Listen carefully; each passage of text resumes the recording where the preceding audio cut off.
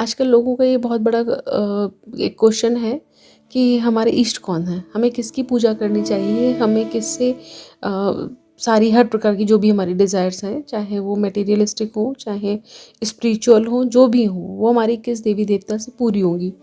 और क्योंकि जो आपके इष्ट होते हैं वही आपकी सबसे जल्दी सुनते हैं, आप उनके बहुत नज़दीक होते हो और उनसे आपको चीज़ें मिलना ज़्यादा सुगम, ज़्यादा ईजी हो जाता है रादर देन अदर्स की भाई बाकी के साथ में आपकी कनेक्टिविटी उतनी नहीं है। तो लोगों को ये चीज़ समझ में नहीं आती कि मेरे को किससे जुड़ना चाहिए। मेरे को अभी इतना ज़्यादा हम सुनते आ रहे हैं भाई भगवान कृष्ण की पूजा आराधना जो भी है हम उनसे जुड़ जाएं, या हर तरफ अभी तंत्र का भी इतना ज़्यादा चल रहा है, या फिर उसमें भी जिस प्रकार की भी पद्धति है लोगों को लगता है कि ठीक है माँ की कि भाई शाक्त उसकी तरफ जुड़ जाएं क्योंकि हमें शक्ति की भी बहुत ज़रूरत है।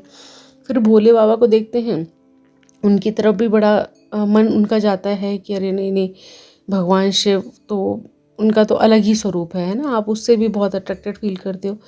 तो बहुत सारे लोगों को ना मतलब आके पूछते हैं कि हर तरह से कि मेरे इष्ट कौन है ना, आप मुझे ये बता दो। ये आपके इष्ट कौन है ये दूसरे से जानने से अच्छा ना आप अपने अंतर मन से पूछो। आपको अंदर से आवाज़ आइए कि मेरे एक्चुअल में इष्ट देवता कौन है, मुझे किसकी पूजा करनी चाहिए। अगर आप सिर्फ अपनी डिज़ायर्स के वशीभूत होकर दूसरों को देख के कि भाई ये इंसान फॉलो कर रहा है इसको सब कुछ मिल गया, देखो होता है ना कि भाई अगर ये भगवान कृष्ण की पूजा करेगा, राधा रानी की पूजा करेगा उसको तो बहुत सारे मटेरियलिस्टिक बेनिफिट्स मिल गए, उसकी लाइफ बड़ी अच्छी चल रही है, बहुत पैसा वैसा आ गया है। कभी आपने दूसरे किसी को देख लिया कि भाई माँ की उसने पूजा कर ली तो उसके पास बहुत सारी चीज़ें आ गई। अगर आप ये चीज़ें देख देख के घूमते रहोगे ना, आज ये कल वो परसों ये, है ना, सारे देवी देवताओं के पास घूमते रहोगे तो आप कभी भी डिसाइड नहीं कर पाओगे।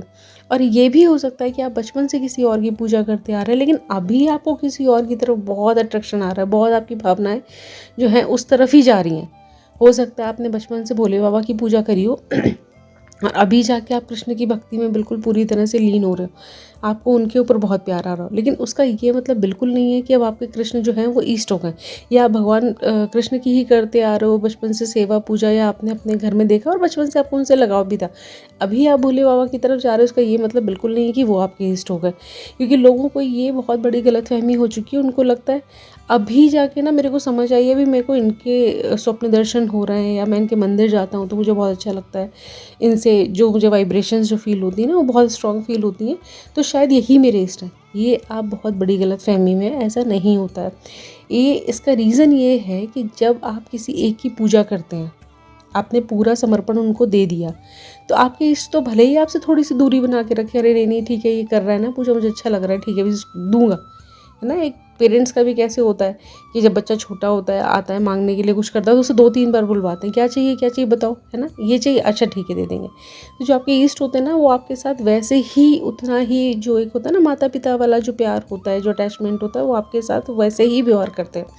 लेकिन जो दूसरे देवी देवता होते हैं उनको भी इसलिए आपके ऊपर बहुत प्यार आता है क्योंकि आप अपने इष्ट के साथ बहुत समर्पण भाव से जुड़े हुए थे। तो जब आप किसी एक देवी देवता से जुड़े होते हैं तो बाकी सब भी आपके ऊपर अपने आप ही कृपा बरसाने लग जाते हैं। जब उस तरफ से कृपा आएगी जाहिर सी बात है, एक तरफ से होता है ना कहीं से आपको वो पॉजिटिव वाइब्स आ रही हैं और एक्शन का रिएक्शन तो हो गई, तो आपको भी उनकी तरफ वो भावनाएं जाएंगी। तो इसका ये मतलब नहीं कि अब आपके इष्ट बदल जाएंगे, इष्ट आपके वही रहेंगे जिनसे आप पहले से शुरू से जुड़े हुए थे।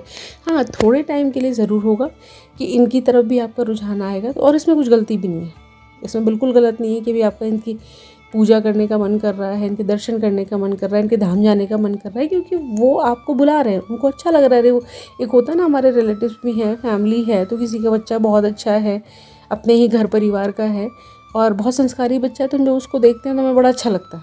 तो ऐसा तो है नहीं कि आपका वो बच्चा नहीं है तो आप उसको बुलाओगे नहीं, आप उसको भी बुलाते हैं और इसके मार्क्स अच्छे हैं इसको कुछ गिफ्ट देते हैं, ऐसे कुछ अच्छा किया है तो उसके लिए कुछ अच्छा करते हैं। कुछ हर एक फैमिली में ऐसे ही होता है ना, आप कुछ प्लान करते हो, सेम चीज़ वहाँ पे भी है।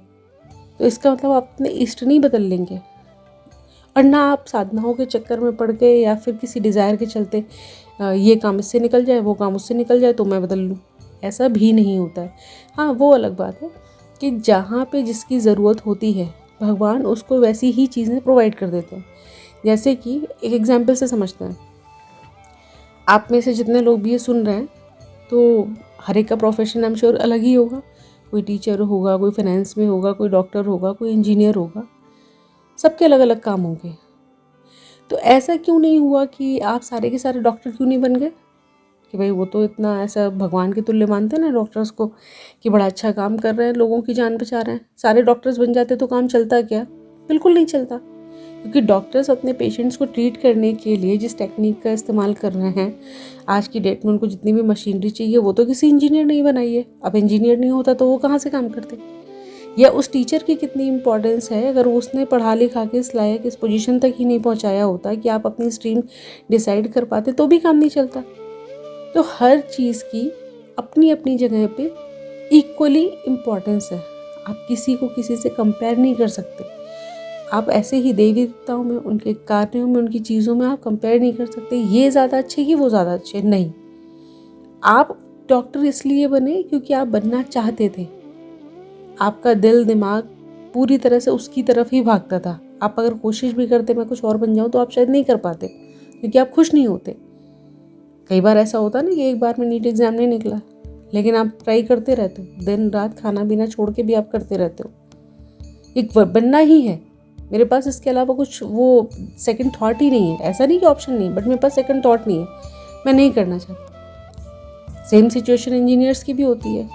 बचपन से देखा होगा बहुत सारे बच्चे घर का फ्रिज, टीवी, जो भी उनके हाथ में सामान आया खोल के बैठ गए। ये नहीं पता इसको वापस से कैसे असेंबल करना है, बट कर दिया, क्योंकि उनके अंदर वैसे ही कीड़ा है, वैसे ही जीन्स है, उनको वही करना है।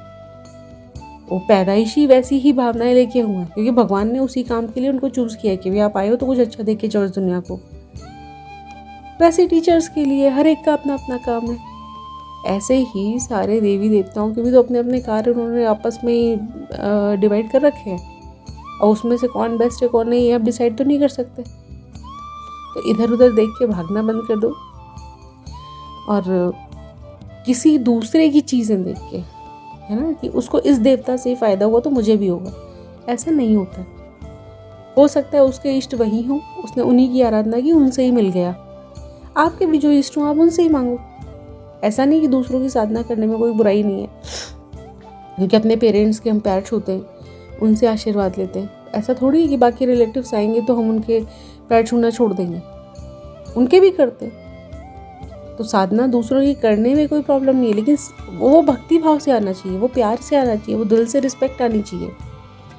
अच्छा हाँ, इस समय मेरे को ना भोले बाबा से बहुत अटैचमेंट फील हो रहा है।